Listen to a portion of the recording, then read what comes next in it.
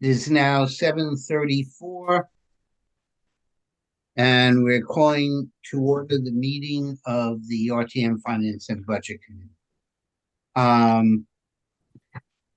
What I'm going to ask people to do is, Charles, I'll start with you because you're on the top of my screen. Can you, last time we didn't have as much members as we had now.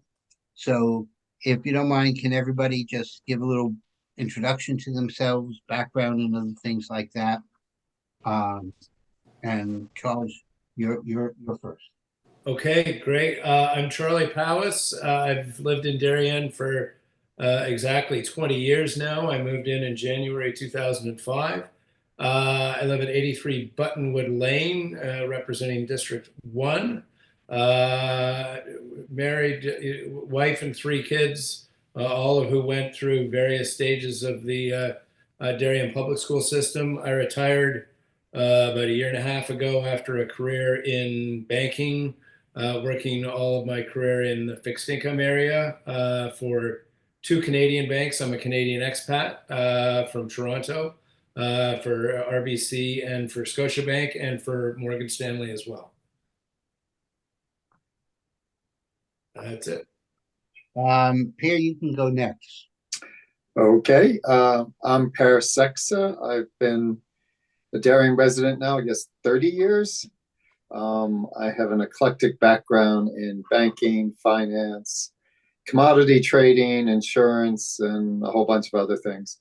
Last 10, 12 years, I've been an entrepreneur. I think I'm working on my 5th or 6th attempt. At some point, I'm hoping one pays off. My kids did go through the Darien school system. And yeah, my wife and I love living in Darien. I've been part of town in a lot of different ways, mostly through St. Luke's Church and through person to person. I'm going to go across. Peter M. Hi, everyone. Peter Mahopoulos. I've lived in town for 8 years now. Lifelong banker. I currently work for Patriot Bank in Stamford, heading up the consumer and small business lending team. And this is my second year with F&B. Nice to see a lot of new faces on the call. Bill Smith, do you want to give your background and who you Sure. are? Bill's actually, between Bill and myself, I'm not sure which of us has served longer, but I'll take it because he looks younger than I do. Hi, I'm Bill Smith, District 5. I've lived in Darien for about 29 years, and have been on the RTM since 2003. I've been on the F&B the whole time. Since then, I have 2 kids, both of whom went through the Darien schools, and I am a corporate lawyer. I work for a family office at this point. Mike, and I'll ask you to explain my name's Jack Henry Davis. Anything over 5 letters, I got a 50-50 shot of pronouncing correct. Sure. Hold on, sorry.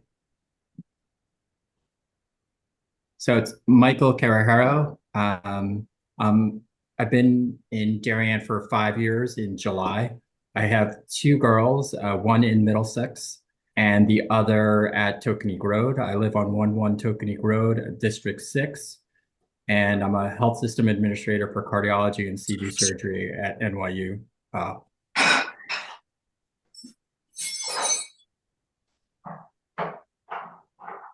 Were you able to hear? Were you able to hear that? Okay. Yeah. Dan? Hey, everybody. I'm Dan Noble, District 4. I live at 27 Rings End Road in the rectory of St. Luke's Church. My husband is Ryan Fleener, who's the rector of St. Luke's. We moved to Darien in June of 2020, so coming up on 5 years. And and I'm a lawyer. I used to be a federal prosecutor in the Southern District of New York for about 7 years, where I did focused on financial related crimes. And now I'm a defense lawyer, practicing at a boutique firm in Manhattan, doing white collar criminal defense work principally, but also some commercial civil litigation. Beth? Hi, I've lived in Darien for 25 years. I don't know how that happened. We have 3 kids, 2 of whom have gone through the Darien school system, and one of whom is a sophomore at the high school. And I am trained as a lawyer. I was a corporate lawyer, but I decided that was incompatible with having children. So I have been volunteering in various capacities around town. I sing in the choir at St. Luke's. I am the co-chair of the High School Parents Association, et cetera, et cetera. Bill Dunn. Hi, I'm in District 3, and I've lived here in Darien now for kind of like a couple of others on the panel here, 29 years.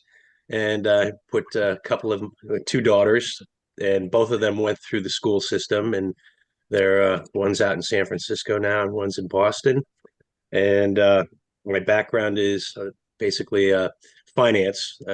First 15 years in investment management, and then the latter in institutional sales for a couple of different larger brokerage firms in the city. And then I kind of just wrapped up my career recently in regulation at the New York Stock Exchange. And this is my fourth year, going on my fourth on the RTM, and all on F&B. Holly. Hi, this is Holly. I have been in Darien for 17 years, almost 18 actually. Both of my kids finished education in Darien school system. Both of them are in college at this moment. And I have been working, I got MBA from Duke. After that, I work in different firms at Wall Street. In the past 15 years, I've been working at risk management at TD Bank. So I went to Toronto a lot. Yeah. Doug. Wait a second, I got the wrong thing here. Hold on.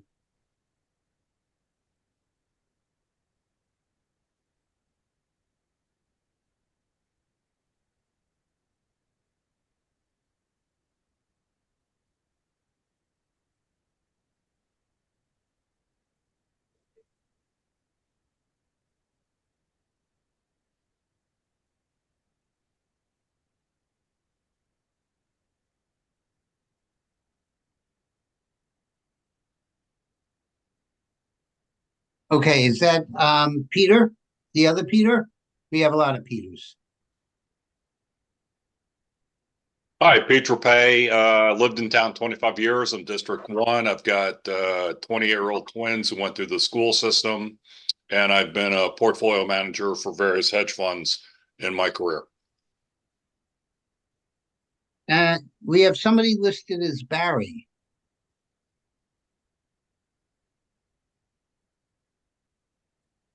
Hello? Yes, you see my picture? Yes. Is that the Barry who I think it is? Yes. Barry Baldwin. I'm not on your committee. Barry Baldwin has been on our committee, and we're sorry that he's not there, but his son recently joined.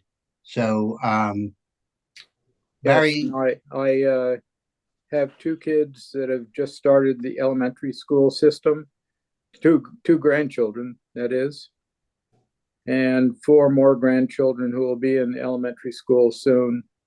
And so I'm very interested in the education budget. Barry was also served on the Board of Ed at one time. I'm Jack Davis. I've lived in town 39 and a half years. I have 4 kids that have gone through the school system. My eldest, actually, and Barry's eldest were in the same class together, graduating. 4 of my kids all of them went to the school system. Two of my two boys I pulled out for various reasons, for where they finished their high school. But my two girls actually were in here. Similar to what Barry has in knowledge, our kids have played sports. They've been in IDEA. They've been in a lot of other things. So having Barry on this call is going to be good. But that gives you a brief overview of who we are and what we got. And Charles Tessner is calling in. So, Charles, do you want to introduce yourself? Yes, of course. Sorry about that, Jack. Hi, Charles Teschner. I've been resident of Darien for 16 years, member of the RTM for the past 3, all of it on the finance committee with Jack. And I've been in finance most of my career. I'm currently dialing in from Sri Lanka, so I apologize if the connection is a bit iffy. What We time just- is it? 6:15 a.m. Well, that's not too bad. Okay, so let's go to the next section. I want to assign people to various committees and sections. But first, I'm going to ask a couple people who are on a couple whether or not they want to keep on all of them. I was at the Board of Finance meeting last night, and unfortunately, while they had on their agenda to do the assignments, they did not. So I should be getting that later this week from Jim Palin, with the understanding that on Tuesday, the 21st, the Board of Selectmen are starting their budget, and I handed out a schedule to everyone, which means they're essentially going to review their budget on Monday, February 3rd, 4th, and 5th, all at 7 p.m. and they have scheduled to vote on February 5th on the budget, where they don't have to until the 11th.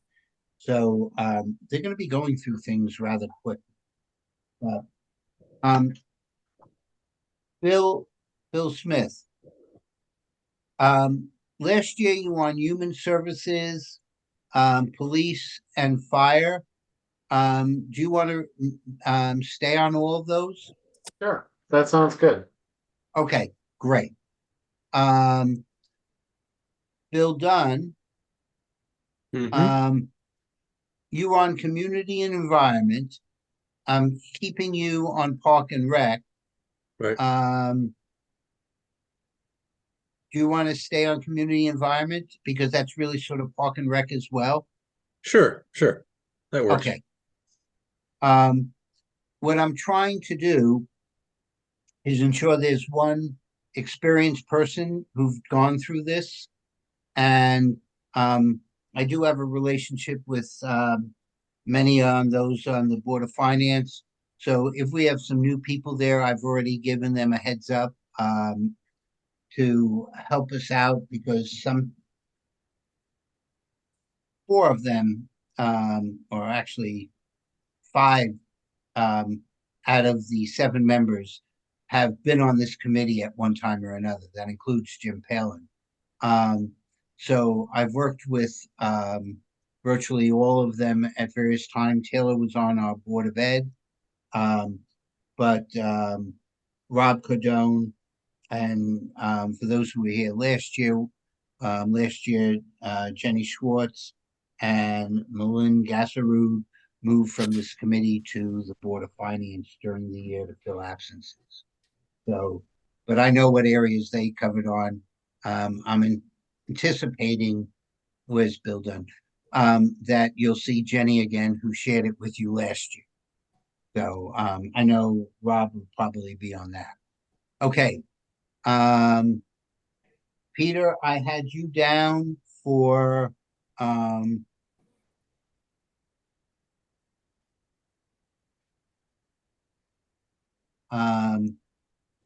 Human Services, Police, Fire. Do you want to keep on the Human Services?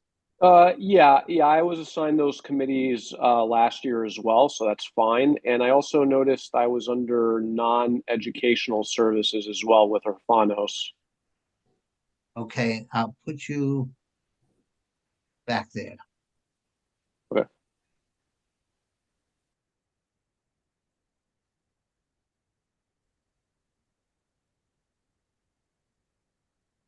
Okay, let's go around. I spoke to Charles earlier. Charles, where would you like to go? Jack, I'm flexible. This is my second year on F&B, but I joined so late in the process last year, I didn't do Yeah. any of the assignments. So I really leave it up to you where you think I'd fit best. I really think that you probably got a better sense as to where the holes are, and my sort of financial background and my chartered financial analyst designation and all that kind of stuff. So happy to. So I'm going to give you two. Okay. To start with. One is with Holly on general overhead and admin. As we were talking earlier, where I said that gives you a good sense of all the admin, and we're all primary on it, but it's everything from the tax assessor to the probate court to the director of finance and all these other things that are there. So that gives you a good overview. Okay. On the other side, I'm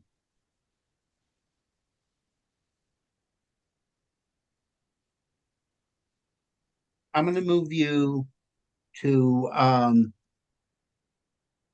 fund balance and grand list collection rate. We're going to have several on here, but those are usually Board of Finance areas. Okay.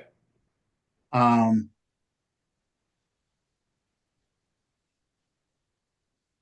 right, Dan, I put you on emergency services and police. Great. Thanks, Jack. Okay. Yep. Let's see, Beth, you know where you are. Peter, do you have an idea of where you want to go? I have that, Peter. Wait, I'm gotta make sure I have the that one. Yeah, sorry. I'm happy to help out wherever I can. Okay. I think. Let's see what I have.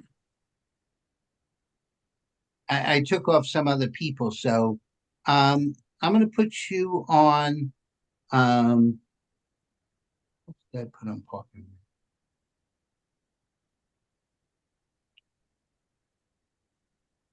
Going back to Dan, I'm going to put you on community environment because that's consistent. Peter, I'm putting you with Charles on public works.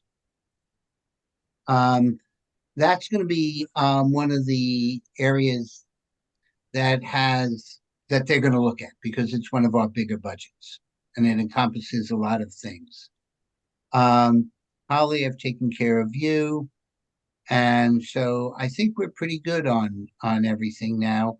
I'll publish this and see if I can fill some holes if we have it.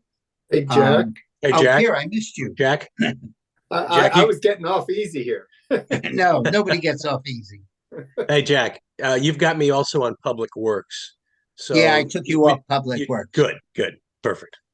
Right, because last year we had 12 people, so we had to do a lot of doubling up. Right.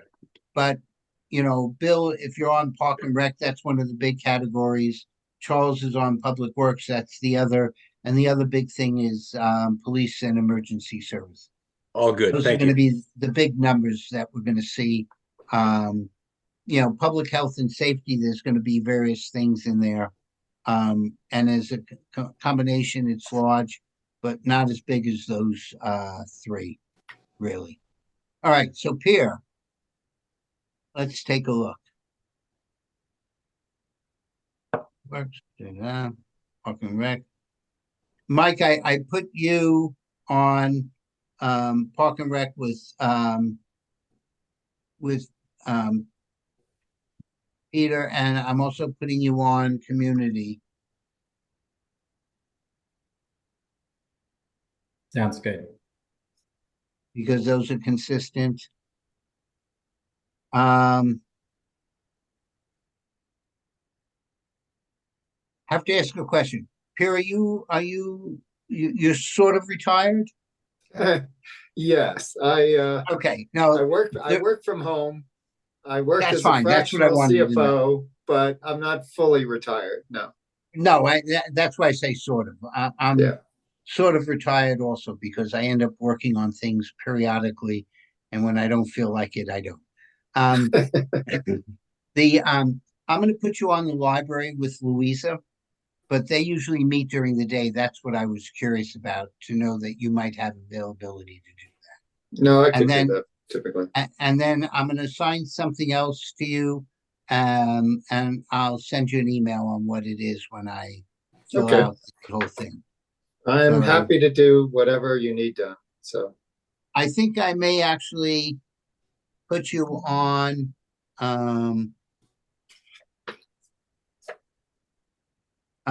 with me on federal and state grants, investment income, and that. And then I'll put you on the library. Louisa has been doing the library for a number of years. The library really, the town pays for their operating budget. The Friends of the Library pay for the capital, which includes all the machinery and the purchase of books and other things and what goes on in the building. But it's a $4 million a year grant. So it's not necessarily small. So, okay. We've taken care of that. Let me just save this. I could have shared the screen, but that would have been too easy. you are Okay. going to email it, so that's fine. Yeah, right. That's last night, Beth and I were at the meeting to about 10:30, 10:45, and based upon 90 minutes of public comment. You're talking about Board of Education, right? Yeah, I'm talking about Yeah. the Board of Ed. And for those who were trying to get on, I know, Per, you, some people. I listened painfully, believe me. Yeah, I dropped out for about an hour of public comment because I didn't need to hear it repeated over and over. But otherwise, I got back on. Well, fortunately, I was at a Board of Finance meeting early, so I missed at least 30 minutes of the public comment. And I was watching Beth sitting there very calmly, which, You were serene, were you? yeah, she was. And people were sitting in my chair, so I had to wait till that was vacated so I can go to my normal PPT perch that I'm allowed to sit at. That allows me to whisper things into Rich Woodle's ear during the presentation. Okay, so it looks like they're going to have a special meeting next Tuesday because they didn't even get to their budget items. And then they have a meeting on Tuesday, the 28th. They have their public hearing on the 4th, which this is not insulting. This is just talking about how good people like Beth and everybody else who will be doing speaking up there does. Our PTOs and CDSP people that speak up there make the lobbyists of BP look as if they were amateurs after the oil spill. So they're going to do a good job promoting various aspects of the budget. And then they'll go back to work. On those public hearings, they will not be giving responses, but they will go to work after that. And on February 11th, the Board of Ed will vote on this. I do not have the sheet that was shown up there at the end, which were 4 options, actually 3 options and 1A and 1B on what they were looking to do. I'll try and get that tomorrow, and then distribute it. But I think that's really where the board is currently heading. Hey, Jack, that was included in the full packet of information you sent Was it? around. I must have missed Yeah. it. Okay. It was almost the end. Yeah, so if you scroll down 150 pages, you'll get to Yeah, it was on 115. I printed out the other stuff and then clicked on all the blue links and then decided I really wasn't interested in what they were proposing for the IDEA program. So I didn't even waste my time looking. But as of last night, the board voted, really they voted 2 things. One thing they voted and the other thing they didn't state. So what they voted on is IDEA will remain in the budget, and they're going to look at it during the course of the year. So that will not be cut this year, which should really cut down a lot of the public comment. What they didn't vote on, which I don't mean to speak for somebody, which I think is why Dennis and John Cini may have voted against that resolution, is that the other part of it was, if I'm going to take 400,000 out of the budget,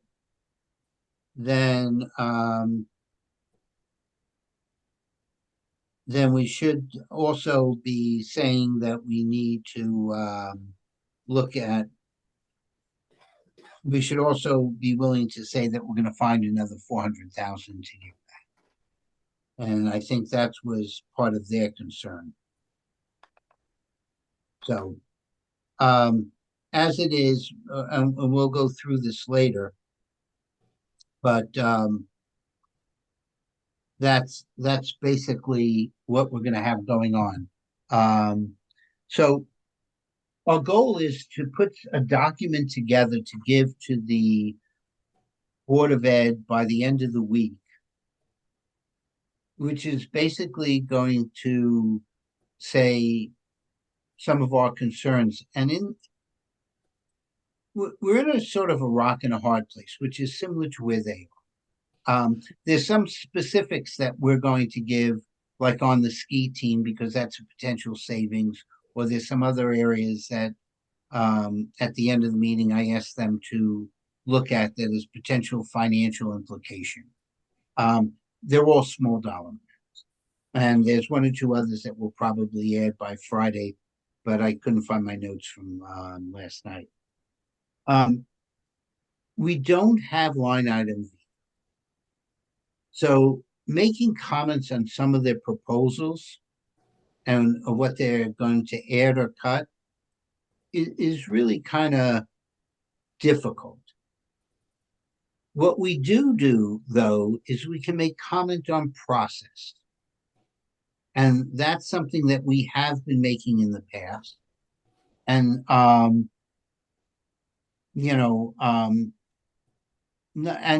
if board members have stated a concern, we have found it beneficial to say, we agree with your board members who have stated, this is a comment that we've made in prior years. So this is like the 3rd or 4th year in a row where either a major initiative or a major reduction of an educational program is offered at the budget. Now, at the best, the Board of Ed members get their book before the Christmas vacation. In the past, we could get those. They chose not to give it to us this year. That's fine. I had other things to do during Christmas. But really, you're saying that they're really looking at this on a Saturday, Super Saturday, hearing everything. And in reality, they have 4 or 5 weeks to make a decision. And sometimes information isn't provided to, in my opinion, to make a business decision. And I think, in the past, those who we worked on, Beth's nodding her head. I mean, add on here, Beth. Yeah. I mean, I've essentially started my public comment on the F&B comments on the budget for the last 4 years by saying we need to be having substantive discussions during the entire course of the year rather than in the rushed weeks between when the budget comes out and when you're voting on it, because that's not fair to the Board of Ed to give them so little time to, oh, we're going to eliminate all the paras at the elementary schools. We're not going to tell you much about it, and you have to vote on it almost right away. That's not how we should be running our school district, I don't think.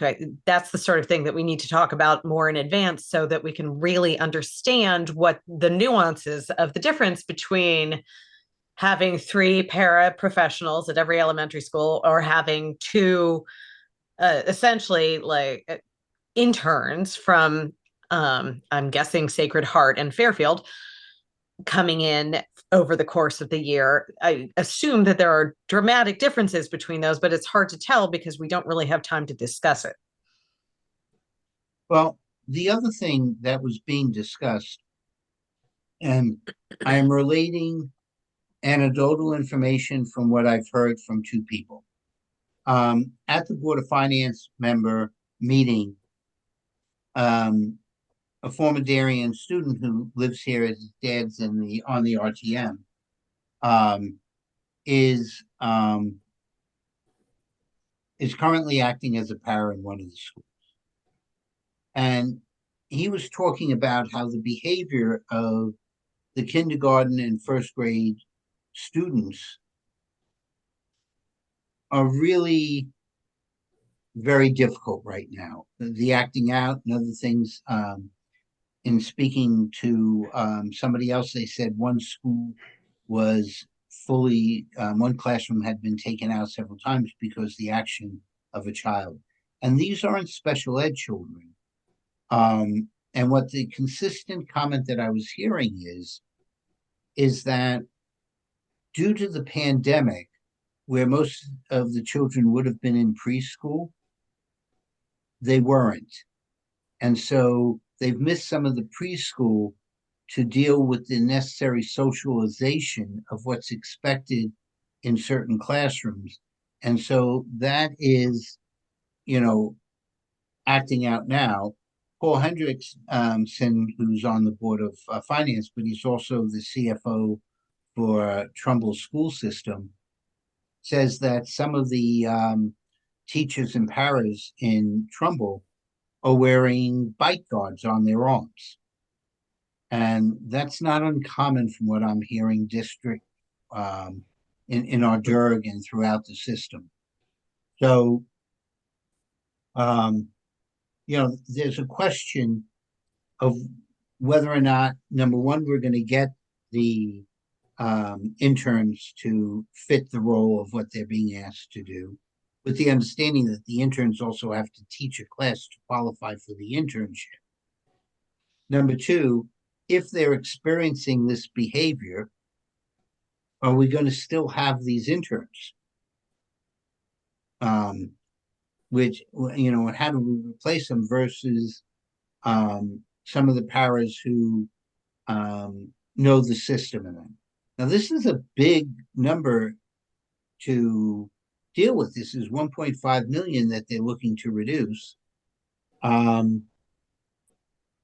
Which if they decided they were going to keep even half of the paras in that, then they're going to have to find other ways to do it. And, I think that's part of what I'd like to get to is that, these look like quick hits and, there is no silver bullet here, but, you have to look a little bit deeper.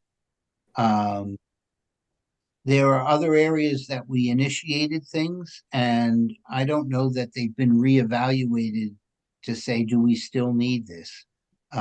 We do a lot of comparisons to other DERG schools. And just I'll give my own prejudice now. Darien has an excellent school system, but so does New Canaan, so does Ridgefield, so does Westport, so does Easton and Western. The first four that I mentioned are always in the top 5 schools in the state of Connecticut.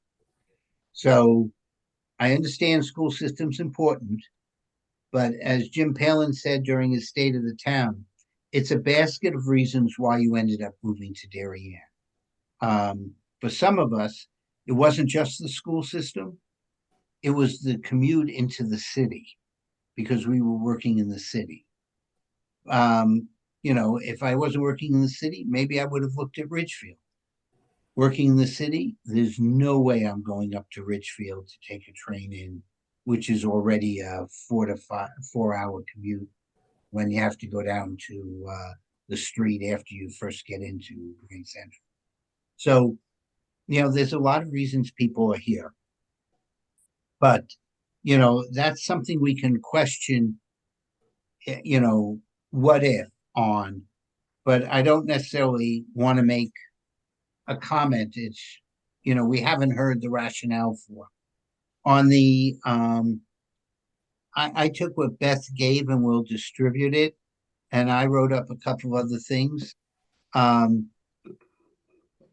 Since they're going to be looking at the IDEA program, I found out last night that many of the schools, districts that are offering at the elementary school started in 3rd grade, not 2nd. So we asked for that to be explained. In addition, what's the total percentage of total students in the other DERG districts? So if you look at 2nd through 8th grade, we have 10% of our students in there. That may not be what other districts have. So it would be nice to at least know that. I can tell you that the criteria changed for inclusion in that program. It used to be primarily IQ with other aspects of communications, arts, and creativity. But IQ was the driving, not academic achievement. Because not everybody who was in, at least when my daughter was there or my son, were high performers in the classroom. But they were very bright and handled other things. So, and last, how has the criteria for inclusion changed in Darien? So all we're doing is I'd like to suggest to them that when you do this review, all this information is provided to the board. Just which schools have it, I don't think is sufficient to make an appropriate business decision for them. So that was one of them. Any thoughts on that? Jack, I've thought on something else, but I don't want to throw you off your train of thought. No, go ahead. Go ahead. So at the very end of the meeting, they started discussing, increasing class size, right? And whether or not that required a policy decision and discussion by the board versus, or whatever the committee is, versus the board itself just, being able to make that decision. And I think the superintendent, was dismayed, let's say, that the board was arguing that it's a change in policy. At least from my seat listening, I was uncomfortable with the concept that the board could just vote to increase class size without really revisiting the policy governing class size in Darien. Because being new to this, it does feel like there's been a massive creep up in class size across the board. That in order to make budget, that each time they add a student to a class and they do that enough that they can eliminate a full-time teacher to cut the salary out, there's all these unintended consequences that are going on. And I do feel that's something that maybe we could, if we agreed, encourage the board to stick to policy, to make sure that they're looking at this holistically, that just in order to try to achieve a budget cut, they're not creating more pressure on the teachers. They're talking about cutting down the support in the class and then increasing the size of the class. I just felt all of that seemed very poorly thought out. And I would support them sticking to policy. And then if they need to change policy, to have that as a policy discussion, not a budget discussion. Anyway, that was my one sort of takeaway myself from the limited discussion they had on their budget and how to cut or where they can cut. Beth, do you want to add to that or have any comment? Yeah, I mean, I must say that I felt very nervous with the idea of stripping away all the paras from the elementary schools and then increasing second and third grade class size at the same time. That just seems like a disaster waiting to happen, or a recipe for chaos. And what I also said in my notes that I've sent to Jack is that it also seems like a really great way to drive the best teachers in the elementary schools out of the district. Those are the unintended consequences I see coming out of this. Like, it's not a simple numbers game here.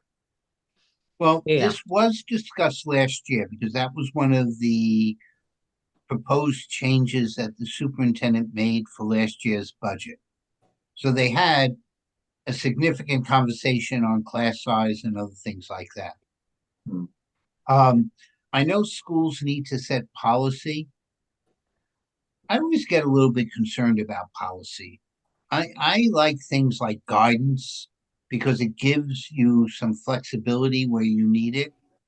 But I believe the increase, the current policy is 23 students per class, and they're looking to increase it by 1 to 24. So, but you're right, that needs further discussion.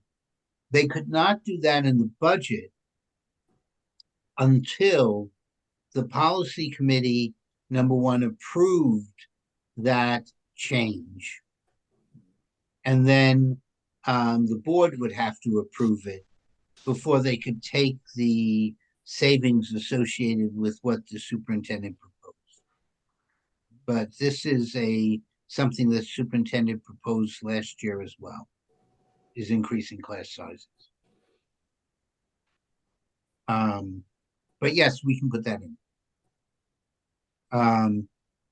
The other thing that I had is a little bit of a discussion. I'll hand over my notes to Beth because as an attorney, she writes better than I do on this stuff. But I don't want to necessarily say that there's conflict between the Board of Finance and the Board of Ed. Last night when I got done with that meeting, I actually listened to the RTM Education Committee meeting that they had 2 days ago because I wanted to hear how they discussed the budget.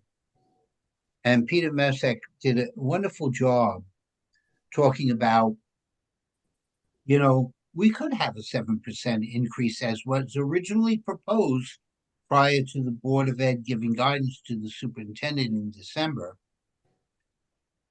But that results in a 5 or 6% increase in your mill rate. And you have to understand with all the investments that we've done in our schools, which are good deals, but we have bonding out there of roughly $165 million of school debt for 4 of the elementary schools. Middlesex, which is as soon as HHR is done, is probably coming to us with another $75 million. And then they're looking to redo things at Tokenique. And by the way, we're still paying off Tokenique because we did that on 30 years. We are doing Tokenique in the high school. When I spoke to parents, I was a little bit gobsmacked that they didn't realize, because it's not sitting in the Board of Ed budget, that somebody has to pay that debt off. I'm being serious. I was speaking to people saying, Great Island's costing us $4 to $5 million, and we knew that when we went in and we bought the island. That was a sunk cost. We knew it, that's there. But just on the 165 million, that's 12 to $13 million worth of debt. And our current debt is about 10 million. Now we've been rolling some things over, and it's not all spent because we don't go out initially and say, oh, you gave me 100 million, we're going to do 100 million. We look to what's going to be spent over the next 6 months or 12 months, and that's the debt that we'll be going out and getting. So HHR may take 3 years of when we're actually going out into the market to collect with what they're anticipating on spending. But still, and we are paying things down, and the Board of Finance looks to level things. So some of the debt that they're going to be issuing, we will not be paying principal in the first 2 years. We'll only pay interest, and then we go there. And we've been fortunate enough also because of our credit rating and going into the market that we've been given premiums, which we can then use to offset some of the costs of our debt. But still, without Middlesex and without Tokenique, that's $12 to $13 million of debt. And the only, and we're currently paying about 10. And I saw one of the analysis, which we can afford to do it. So I'm not questioning whether or not we can afford it. But at one time when they were running some of the numbers, it looks like, our debt moves to 18, 19, $20 million annually. Now, it's explained by, if you look at the projection of our grand list, it's relatively the same projection to the grand list of what we currently have. It's less than 2% of our grand list. But still, that's taxes that have to be paid. And so part of what you have to do is control your operating budgets in order to account for some of the capital investment that we're doing. And, if the Board of Selectmen and the Board of Ed want to come in with 6-7%, and that's what it really is costing to run the town, and that's what the citizens want, that may be where we end up. But that's not sustainable. And I know everybody keeps on talking about how great our schools are, and that's part of the reason why we all have good real estate values and other things like that. I also say the commute to New York and some of the other things, why people stay, the characteristics that this town has to offer. But, 4 or 5 years of 5-6% increases in the mill rate is a really good way to lower what the value of our homes. We continue to be one of the lowest mill rates, where we're not where Ridgefield is. Ridgefield's, I don't know the last of their reval, but where we were 17, they were in the high 20s, 30. New Canaan is close to us. Greenwich is its own world because they represent 10%, more than 10% of the total grand list in the entire state. But the reality is that this is the balance that we need to have. And, it's not just saying education. You have to dig deeper into areas that you haven't looked at. We're constantly hearing about taking away from the face of the student. But, we've built up this structure to run the building, and that with quite a lot of administrators, and we may have more administrators per students than other districts in our Durham do. One of the frightening things is that our special ed is much higher than New Canaan, almost by 50%. And so it's looking into what that is. I'm not questioning whether or not they deserve the services. I do disagree with some of the comments that were made there. Some of the parents actually do want their kids rated as special ed and in this particular school. That's, you know, they tend to come in with attorneys, and that process is rather difficult for the school district. And we have good attorneys on our side as well.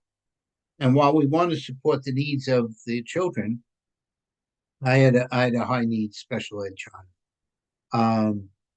And so I'm very much in favor of providing the necessary services to students. For some reason, Darien has always had a higher percentage than our peer towns. And maybe that's because we provided better services. But the other thing about it, and part of the reason why Fitch was established, and Brenna talked about it when he was the superintendent, if we're seeing that 10 students are being sent outside of district because they have a particular need, it's actually cheaper to find somebody or even 2 teachers that have expertise in that area and bring it back in-house. Because even if you have to spend 100, 150,000 a year, that's 300,000. But 10 students is $1 million plus of outplacement. So there's a cost ratio here of what you can do. And that's something that needs to be looked at. Now, can they do it in 5 weeks? No. So, I mean, that's the rock and the hard place that they're in. But I do want to remind them of what the cost of the investment in schools are, and the fact, Beth put it down. I used a different word than Beth. Well, they're responsible for determining what's the best education for our students. That they also have a fiduciary responsibility to give us a reasonable financial budget, looking at the long-term needs of the town. And that's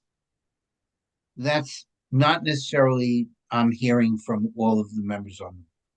That's just my opinion. So it's how you find that balance and what they're looking at. And it's part of what Palin was talking about when he talked about what's the core. Take a look at this stuff. What's the things that are going on extra? And, you know, if you think we heard a lot on the IDEA program, you know, what are we doing in athletics? What have we done there to take a look at things? That would also probably bring in another 50 parents to do it. But and my kids played athletics in this town, have a lot of varsity letters and captains of teams and won championships and actually got to play on the field. But those are the things that I think the Board of Ed really needs to look at to stay within the boundaries of what's being offered by the Board of Finance, looking at the total picture of the town. As I said, we're probably going to be down $2 million from this year's earnings next year on investments. There's certain grants we're not getting from the state side in the town, and we lost 2 grants on the Board of Ed side. So, you know, we have to look at other ways in which to find efficiencies. You know, maybe we do, you know, if we save $500,000 a year by having a bus terminal in town, over 20 years, that says the property's worth $10 million. That's the savings, you know, the break-even point. So, you know, is there properties that we can find in a business district not affecting everybody's homes? Because, yeah, I want that district, but not next to me. You know, those are things that we have to explore as a community and as a town. But I don't think you can do that in 5 weeks. But any other comments on that? Barry? I will take input from you because I consider you a valued member of our community.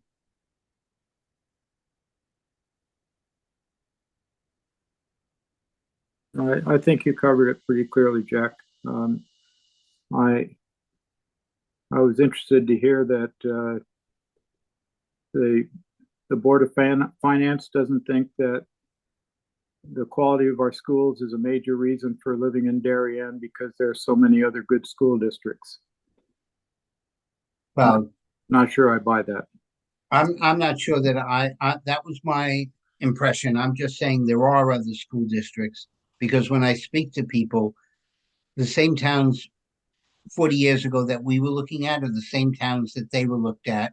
And it's just that we found a home here and there were a lot of other things, but primarily we moved up from the city. We were in the Stanford, and I knew I wasn't sending my kids to Stanford. Mhm.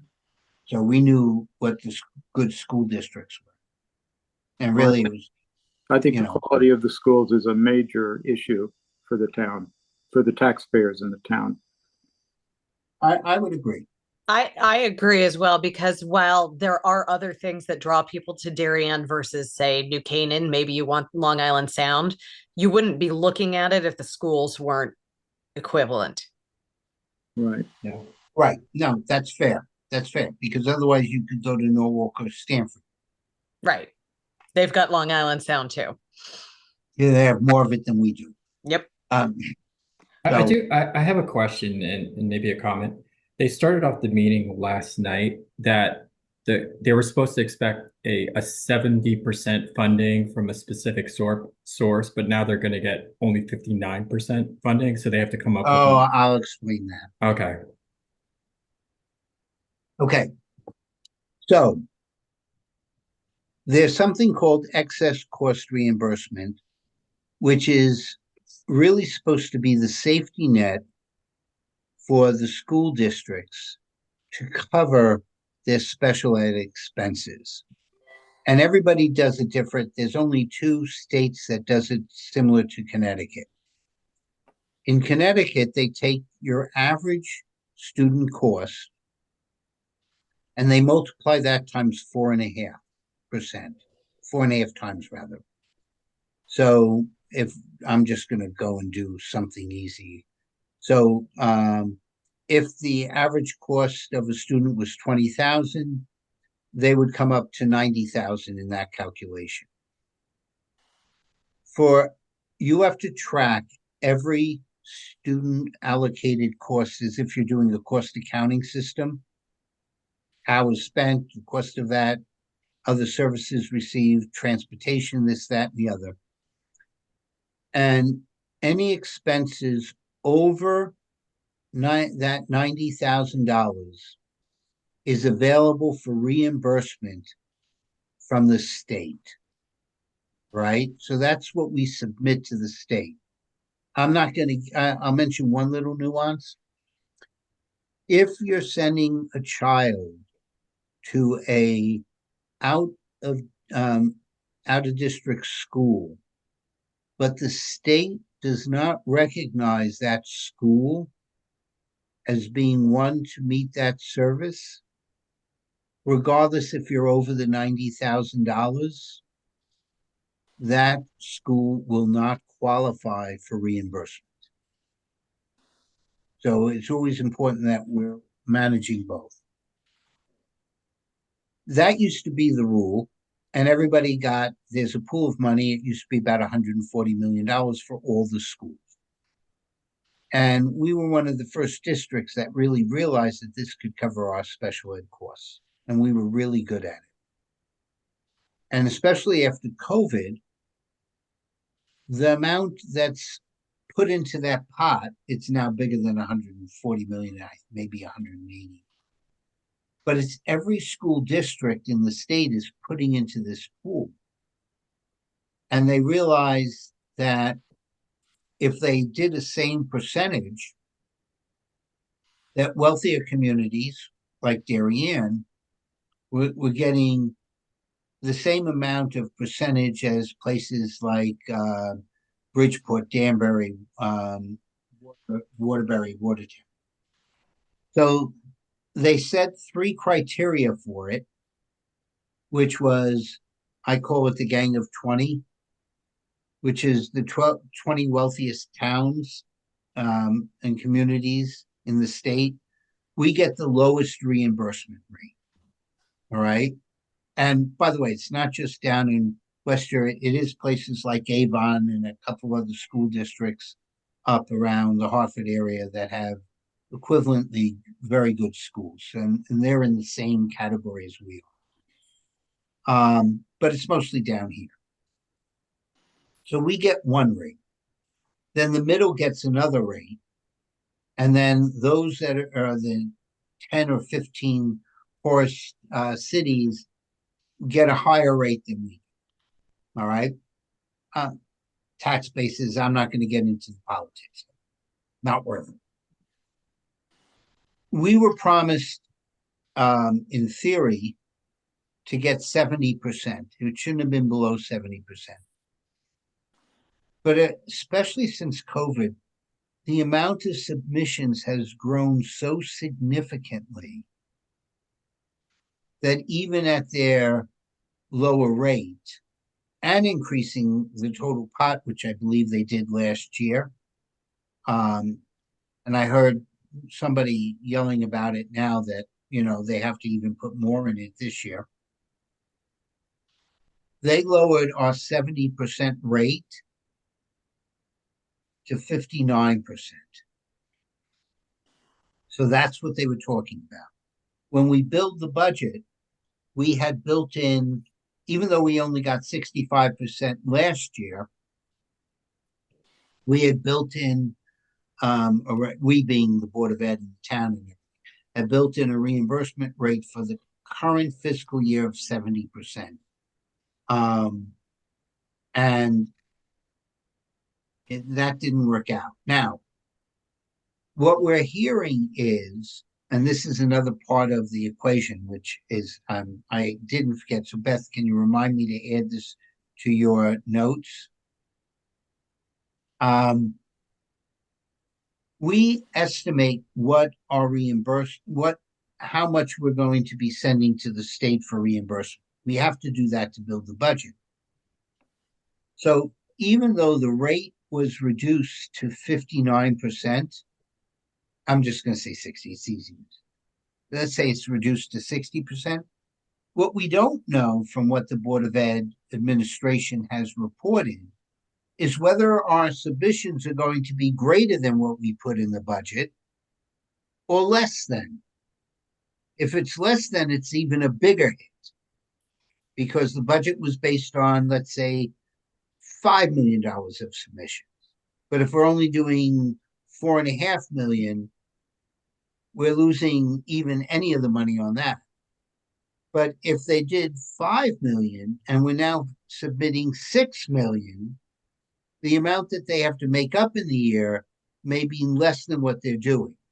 So that's just what we're going to do for this year, because that change, they were about breaking even at the Board of Ed budget. And once this was received in December, right now, the Board of Ed is running a deficit of about $194,000 for the current fiscal year. Now, they should be able to figure out how to cut it. I mean, they have a $125 million budget, and they maybe have spent maybe half of their budget. What it does have an effect on is what they're budgeting for next year. So they had 70% in the original budget that was presented by the superintendent. And there was some discussion. You saw that John Cini, who chairs the finance committee for the Board of Ed, sent myself and spoke to Jim Palin about the change that was going on. And so the actual change comes is, do they budget next year at 65 or 60% for the reimbursement? And I think the conclusion is that they're going to go with 65%, which right now I agree. I mean, if they lose 200,000 during the course of the year, there's things that they can compensate for. As an example, for the current budget year, we talk about teachers and you'll hear, well, the teachers are getting a 4% raise. And that's 60% of our budget is salary, and that's contractual. But 60% of our salaries are not teachers. We also have the paras, we have nurses, we have other people. By the way, teacher is any professional certified staff. So the school psychologists, the OTs, anybody who's certified is in that union. Now we call it the teacher union, but it's a much broader category.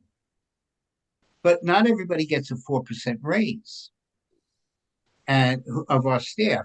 So that over the years, really, you can't say, oh, it's 60% and it's 4% raise. Oh, so the Board of Ed starting with a 2.4% increase in their budget. No. They're probably, if you multiplied it times 3, they're starting with a 1.8% increase based upon what other unions are being paid versus those certified staff, including the administrators themselves, which are all high-paid employees. In addition, what happens is that, and you'll occasionally hear it, teachers retire.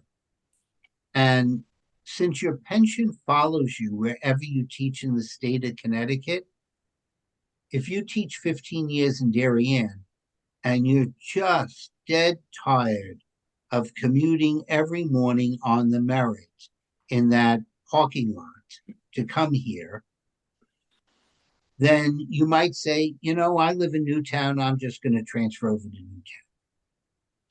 Or they retire. And then when we look to replace those teachers, we usually hire them at a lower rate. And so last year they budgeted, I believe, $400,000 for what we call turnover. And I think they're up about $550,000. So that's also benefits us.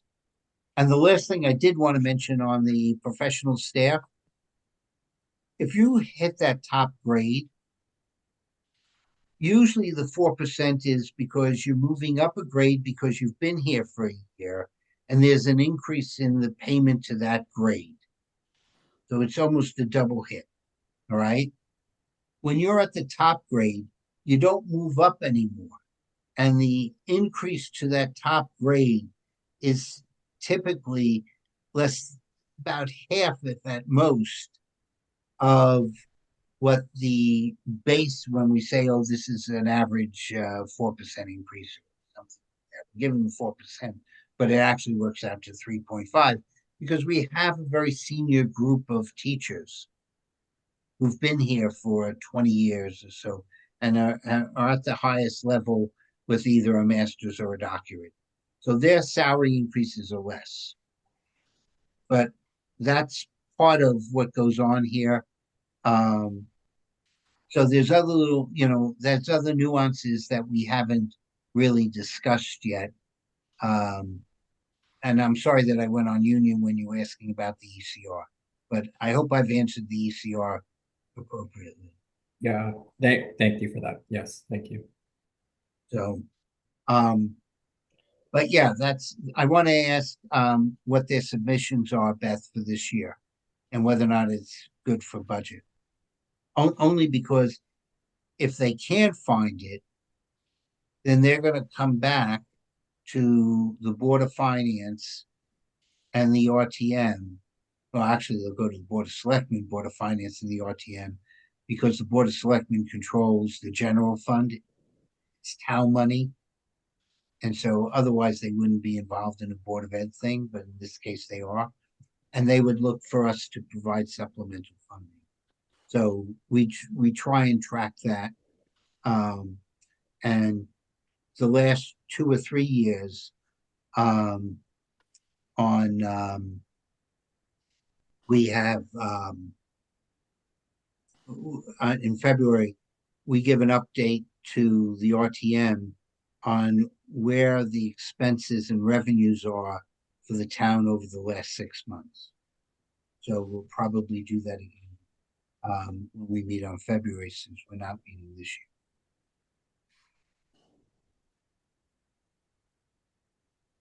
year. So we have Jenny Schwartz, who has joined us. She's our former member and is now on the Board of Finance. She was at a Park and Rec meeting. So, is there any other questions on what's going on?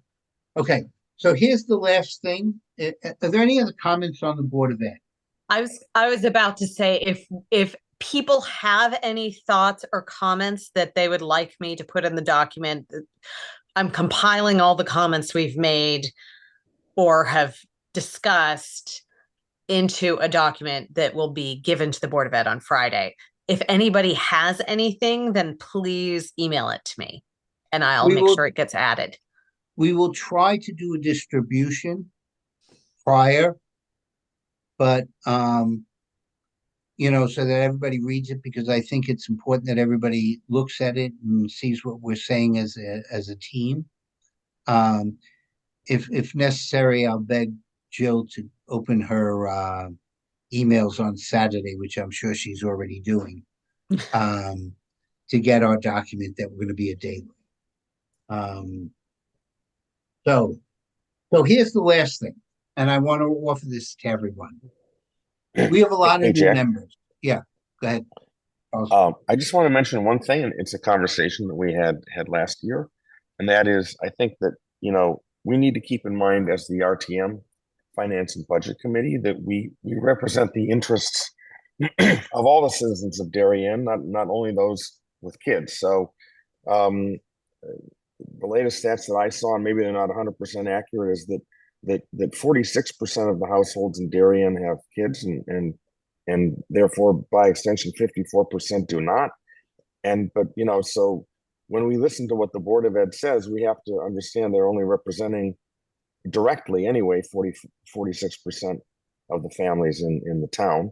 Obviously, those of us who don't have kids in school any longer, it's a huge benefit having a great school system. A lot of people want to be, we also moved here because we want to, have great schools for our kids. So, but we can't just assume it's automatically a default. And my opinion is that we don't want to get into a mode where we're assuming that 6 or 7% annual increase in costs for the education system.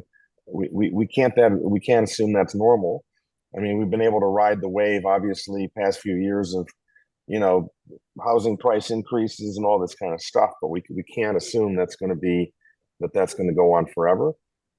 We've heard a lot. I remember I listened very intently to Jill's presentation, the State of the Town meeting, and obviously both for teachers and for the administrators in the school system, the pressures are quite intense. So we obviously don't have a choice except to keep pace with what we need to do to get good people into the school system. If that number is 4% a year, whatever it is, then we probably don't have any choice except to bite the bullet and do that, because you don't want to go down the sliding slope of having the quality of your staff go down, and it'll end up being a virtuous, whatever the opposite of a virtuous circle is, a destructive circle, basically.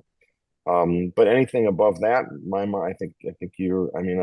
I commend the folks from our committee who are taking the time to dig into the education budget, because that's like wrestling a grizzly bear, and I'm really, really appreciative of you guys for getting into the details on that. But I just wanted to make sort of a general policy statement that we had discussed last year about our job being to think about the needs of the whole town.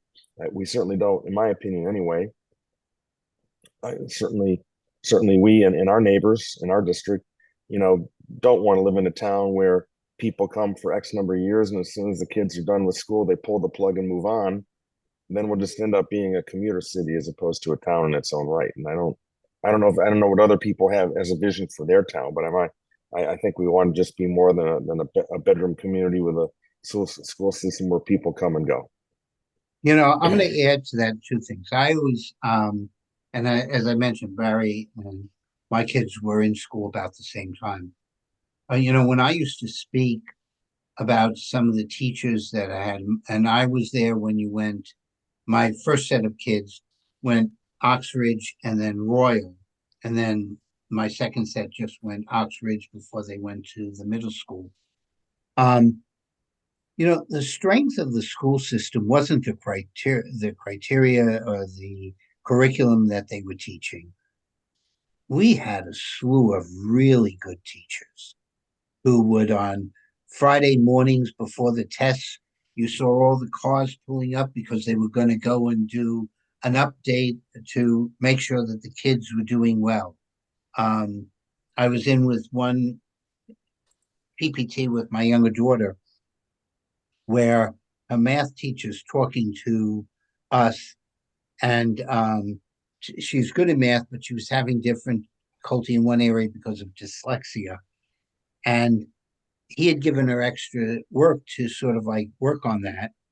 And we're in there before the PPT really starts officially. And he goes, "So you guys know about this extra work?" And my daughter goes, "No." And he goes, "You didn't tell your parents?" She goes, "You told me I couldn't tell anyone."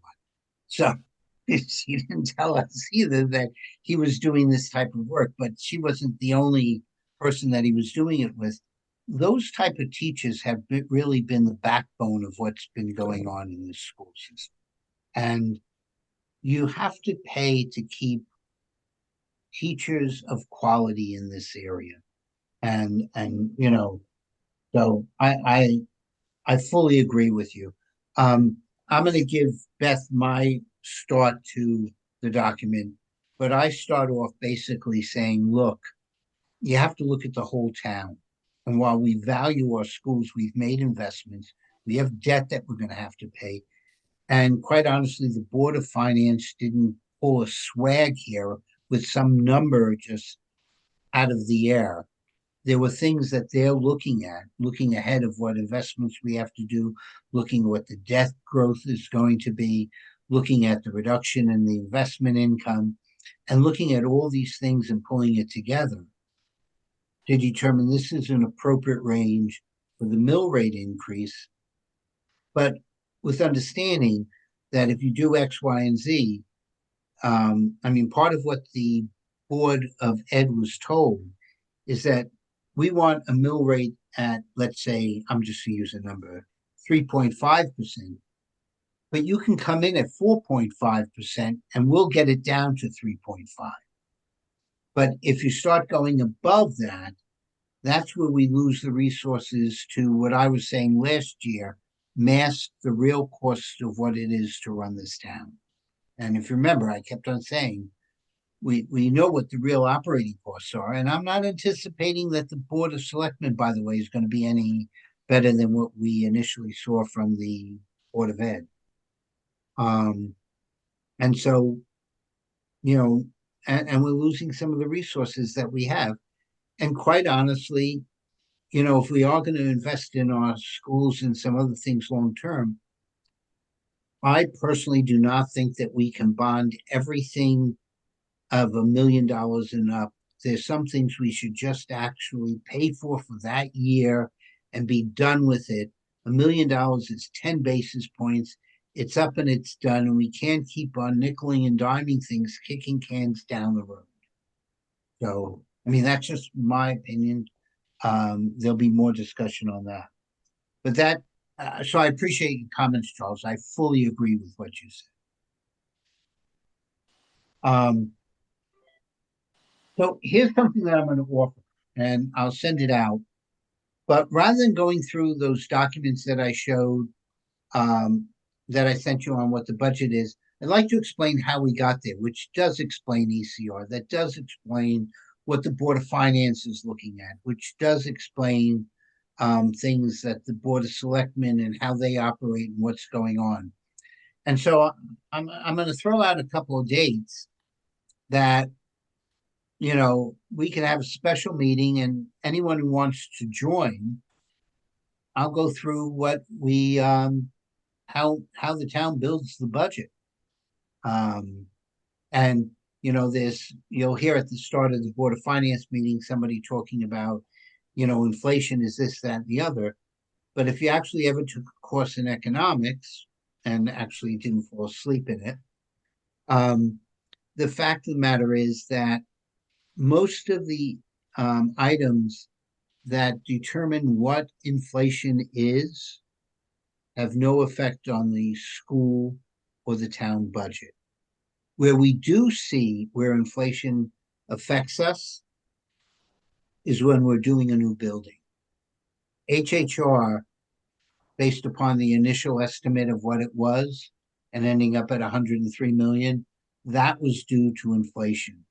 But that we're bonding, and it doesn't affect the operating. The increased cost of food for the schools, well, that's a separate fund, which is called the cafeteria fund. And as prices go up for the food they're supplying, they raise the price to the school. So there's very little that's in that. We're not buying dishwashers and refrigerators for the schools and that. We're not buying new cars. When we do, it's limited. The healthcare that's been growing significantly, for those who run business, and that, no, it's our experience rate that's killing us. We have some very high level current teachers and former teachers that are getting some medical bills, and rightfully so. They're employees in that, but we're a high risk insurance company for healthcare, and that's why we're seeing the large growth. That's not saying healthcare costs haven't increased, but most of it has to do with our experience rate.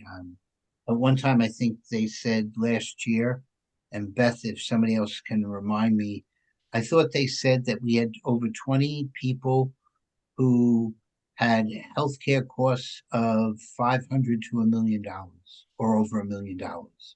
I think that's right.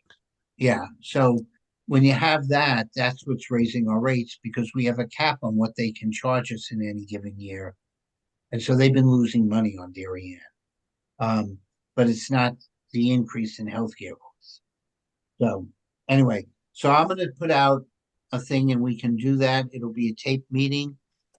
We don't need a quorum to have it, because we're not going to be discussing business. But I'm putting that out there, and if you're interested in me conducting that, let me know and we'll do that. But I'll go through everything so everybody understands how these things are built up. And I may actually ask some of our former members, since Jenny's on the horn, to come join us on some of these things and talk about some analysis that we've done. So,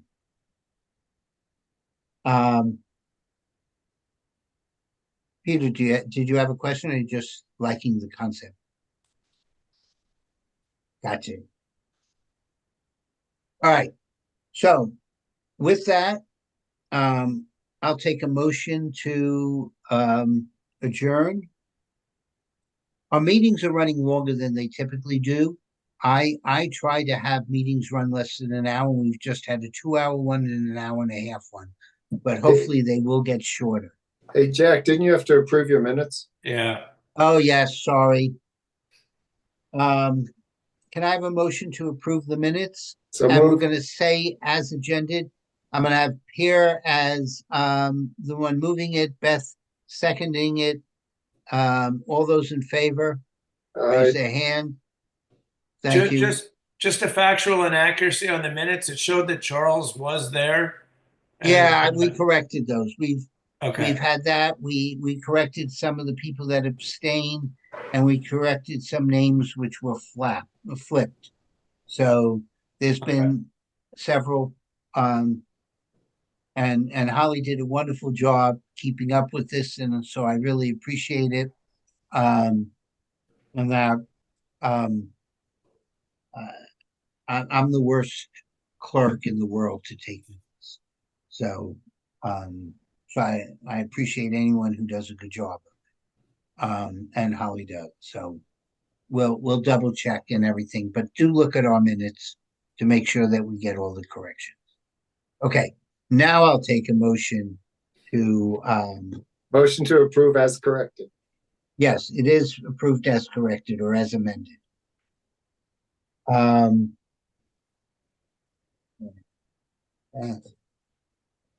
Okay, so now can I have a motion to adjourn? So moved. Okay, I'll have Beth and I'll mail Bill done. All in favor? Aye. Thank you. I'll get some more information out to everyone, and Beth and I will get out the final draft. Beth, I'll send you over what I've written so far, just from my flow of consciousness. Great. Okay? Thank you. Thanks all. Thanks, Good night. everyone. Good And night. everybody. Take care. Good night.